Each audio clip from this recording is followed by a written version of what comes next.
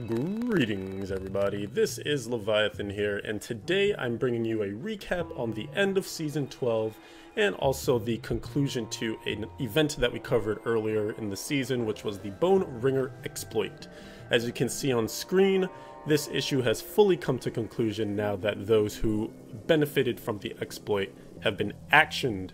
And so as you may know, if you're watching this as I'm producing it, which is Monday, February 12th, the season concluded on February 11th yesterday, which was a Sunday, and earlier, maybe a couple of days before that happened, Blizzard hopped on the forums to let us know that there would be some accounts that would receive actions, and we even saw this sparking through the community first through sort of user reports and people hopping on Reddit in particular to note that their account had been banned or suspended, etc. So Nevilistus hopped into the official forums to make a statement. Essentially, you can read on screen, but the cliff notes here are that a couple weeks ago there was an exploit that was discovered for necromancers to receive an unfair advantage. This is the Bone Ringer exploit that she's referring to. Utilizing the exploit required implicit knowledge and intent to execute, and as a result they issued account suspensions and removed the affected records from the leaderboards. So as players were sort of noting that they were suspended or their accounts, were no longer functioning, players were also taking to the leaderboards to see, well, what happened? Are these results going to be removed, etc.? This is before Nevilistus' post came out. And so we had these user reports, but no removal from the leaderboard. So it seemed kind of at odds. And if you recall the saga of this all, the exploit was found, I believe, on like a Friday night. It was pretty late in terms of Blizzard being able to do anything realistic about it. So they just disabled the Bone Ringer power. And then I want to say a few days or maybe a week or so later, they were able to issue a hotfix that stopped players from benefiting from the exploit. And that at that time, the results were still on the boards. The necromancers were still there with their, cheated Greater Rift completions. And so it was kind of weird because we saw them acknowledge the exploit, but not necessarily bring forth the actions. And it took until the end of the season for them to do so. As you can see, the second part of this is that you may be wondering why we're executing this now rather than when we originally fixed the exploit. Long and short is it's a very complicated issue to track, and we, as always, are dedicated to ensure that we're not punishing players who may be innocent. So that explains the gap in time from when they actually fixed the exploit and stopped it from happening to when we saw the actions on the accounts. Which I suppose is understandable, but it would have been nice to have this messaged at the same time that they fixed or hotfixed the exploit, so that we sort of knew action would be coming, right? Because I could see a lot of players being disparaged or sort of taking the wind out of their sails if they felt they had a good chance at a high-level clear. Then they see these exploited marks appear on the boards and then not go away even after the exploit's been fixed, with no word as to whether they would be removed or not.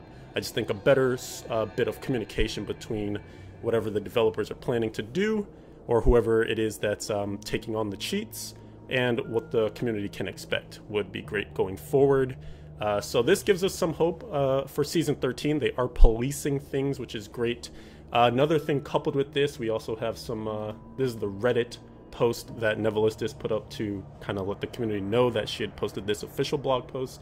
You can see, actually it's kind of small, you can see that there was some discussion about the bots and the bot ban waves and such. So some people were reporting that players were losing their accounts, but they hadn't even utilized this necromancer exploit. So that was sort of a, maybe they're doing a bot ban wave. We're not quite sure if that's wrapped up in this necromancer thing or if it's actually bots that they're targeting. And Blizzard, as Nevilistus notes, never discusses their bot ban waves. And it's at the request, she went into a little more detail than they normally do. She said it's at the request of their risk operations team. In particular, this team is always fighting a cold war with bots and botters and the bot makers. So they try to give them as little information as possible about the detection methods and when they take actions, etc. So for the community, of course, we would love insight on this and a little bit more open dialogue as to actions on accounts and cheating and such. But she noted that this information goes a long way to helping the bots fight back and the bot makers, etc. So to be clear, the quiet on this subject does not mean that we aren't investigating, actioning, or developing new methods to combat bots. It's just a place where transparency actually hurts our end goal. So, you know, you can read on further if you want. I'll also put some links to both of these, the official post and also this Reddit thread in the video description, so you can check that out. And also feel free to chime in on this. Do you feel that the bot ban wave, if, you know, you can say one happened for sure, or just in general the removal and the actioning of those who took advantage of the Necromancer exploits, did they go far enough? Did Blizzard make a good decision here to wait until the very end of Season 12? Do you feel like maybe it came a little too late and players who could have potentially benefited from this and wanted to push missed out on the opportunity to do so because they maybe left the season earlier?